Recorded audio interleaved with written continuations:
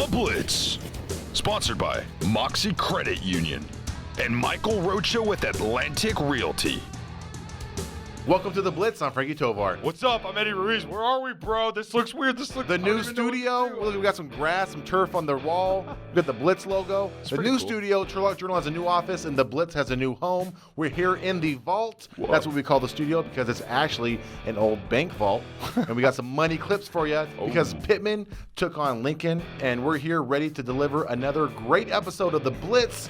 Although I guess it's great depending on which team you're rooting for from Friday.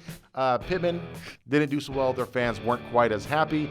The Pride lost their second consecutive game by a score of 0-48. Yeah, unfortunately, it came at the hands of Lincoln of Stockton, who they've had the upper hand on, I believe, since 2013. They only let Lincoln beat them once. I spoke with Lance, head coach Lance Weckerly, and he broke it down pretty simply. He basically said we didn't execute offense and defensively at all.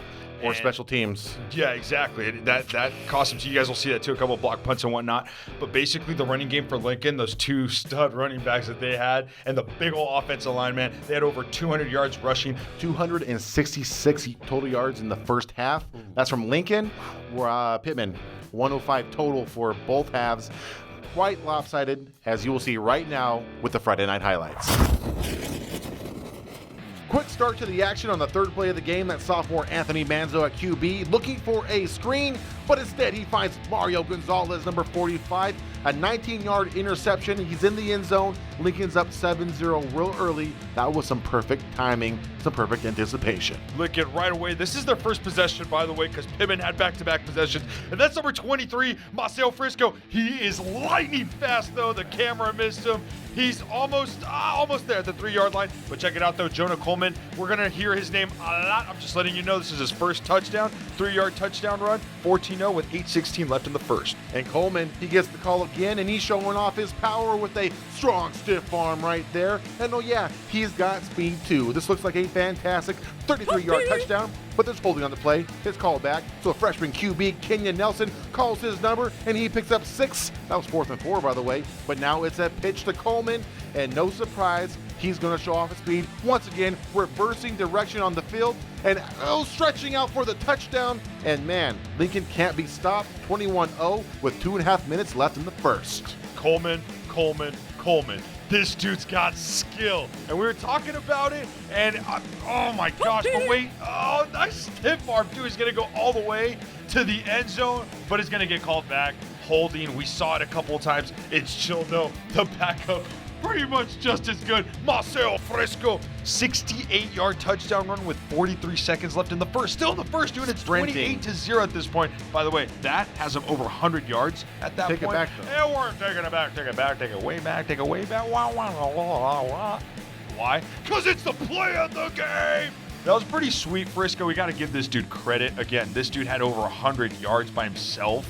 I mean, combined with him and Coleman, they had over 200. Look at those feet. He knows how to work it. They're looking good so far up to this point. Hey, his hair's pretty cool, too. And it wasn't just offense, man. Lincoln also got things done on special teams, starting with its block by Brandon Ramos, who scoops up the loose ball and takes it down to the 1-yard line, setting up this monstrous touchdown from Roman Osley Omarosa. Boom! Bulldozes into the end zone, and now it's 35-0. So another deja vu moment. We had plenty of those in this game. Another block punt, which sets up Lincoln really nicely right there. I'm just saying, it only took one play. Coleman, he's in. 1-yard touchdown run. That's it. 41-0 with 10:23 left in the second. Another 3-and-out from Pitman and another punt, but this time it's not blocked. Instead, Maceo Frisco, number 23, fields the ball and takes it into Pride territory. Deep into Pride territory with a great return to the 27-yard line. Pitman's 27, and a couple plays later, Nelson's working from inside the 10. He slings it, and it looks like Sergio Romo comes up with the interception, but he's out of bounds, no good, and instead we see Coleman with his final touchdown of the night from 7 yards out, making it look easy. And now it's 48-0 for your final score. Lincoln comes out on top.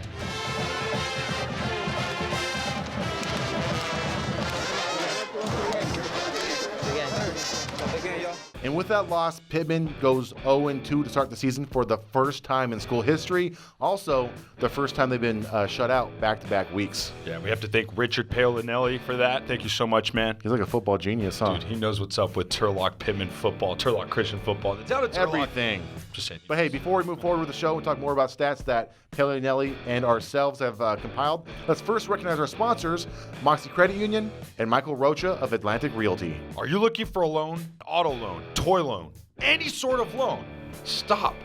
Look no further. Go to Moxie Credit Union and they'll take care of you. Don't forget to stop by their office on Gear Road. And the newest sponsor this season, Michael Rocha of Atlantic Realty. Whether you're buying or selling a home, Michael Rocha will assist you every step of the way. Visit his Facebook and Instagram pages to see exactly what I'm talking about. He's on there all the time. As a buying agent, he'll make your ideal home a reality. And as a selling agent, he'll get you top dollar for your home.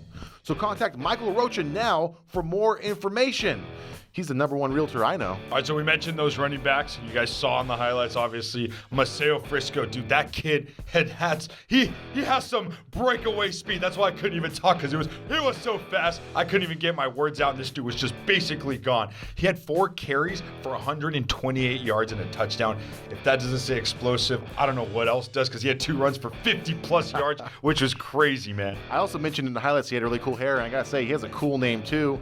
But if you want to talk about another awesome player, in his name, in his play, we're talking Kenyon Nelson. He went 3 of 5 for 28 yards. This is the quarterback, obviously.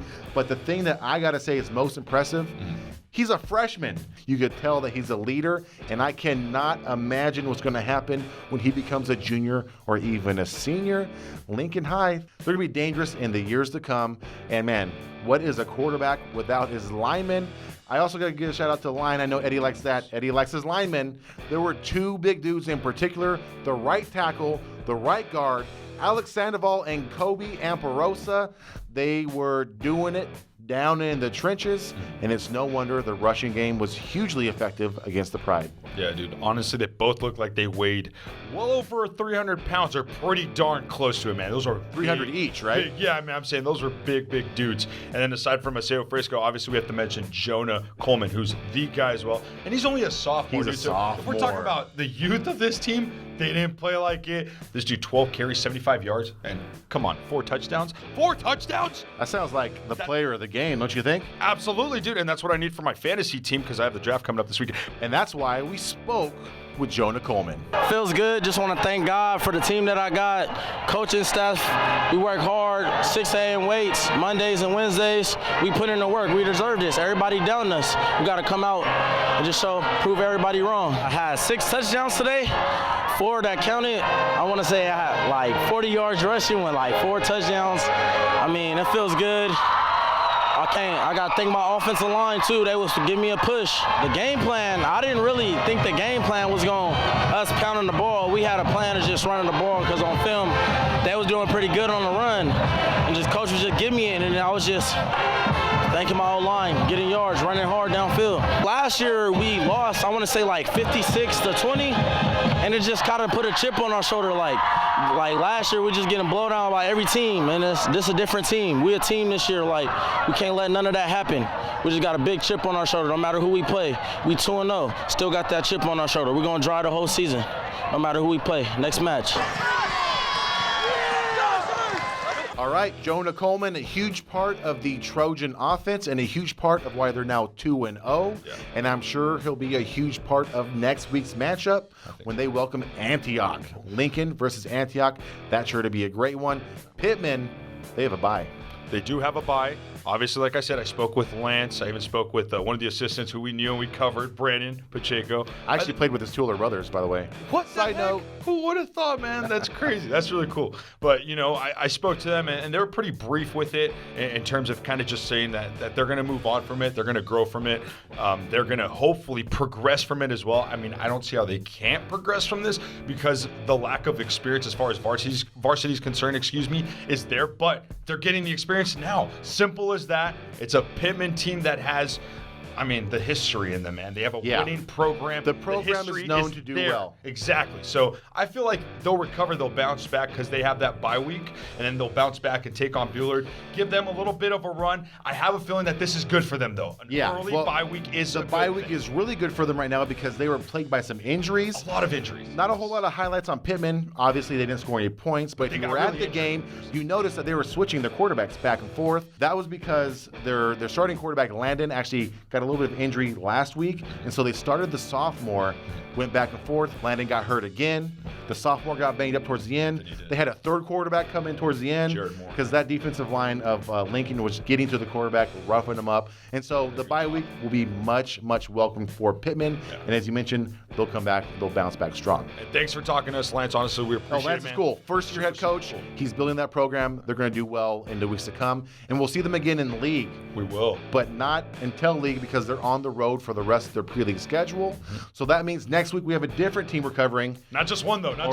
Or teams, maybe. Maybe one of them is a returning the defending state champs, maybe, right, Frankie? Why don't you let them know who we're covering next week and when and why? What's going on, dude? When and why? Well, the thing is we have a game on a Thursday, right? Yeah. And it's Turlock High playing on a Thursday against Tracy, which is going to be a crazy battle of game. The Bulldogs. Crazy. These two teams always bring it when they meet on the gridiron. It's usually about a one-score difference. Oh, yeah. Seriously, it really is. You guys can check out our lines. It's insane, right? And then on top of that, on Friday, right? Because this is just Thursday, dude. We're not even going to be done after Thursday. Double the fun, dude. Yeah, the next day, me and Frankie, we get to go cover the defending state champions, Hillmar High, against Gussie. They're going to be at Gussie. On the road. Yeah, on the road. So this is going to be crazy. The scheduling is going to vary. We might let you know through social media how it's going to, when the episodes are going to come out, because that's going to be a lot of work, dude. I'm just saying. I'm thinking in a 2-day span, the Thursday game will come out on Friday, and the Friday game will come out on Saturday. We'll be working overtime. That's okay, because I like big checks, bro. I'll work overtime whenever I can, especially when football's involved. And a side note, Turlock coming off a loss, a tough loss, 21-7. Yeah. Hillmar coming off a win. They beat Los Banos 49-19. Higher division. We'll see how these two teams bounce back from Friday's performances, I guess you would say. Yeah. And that will be on TurlockJournal.com. Surprise, surprise, this is the Turlock Journal. Yeah. And you can also find all the other stuff, updated content, episode previews, promos, Eddie tweets, whatever you want, at Twitter, Instagram, and Facebook at Turlock Journal. So until next week, when we see you on Friday and Saturday. 2 episodes next week. Don't forget that. I'm literally Frankie Tovar. Repeat it. I'm Eddie Ruiz. Good night.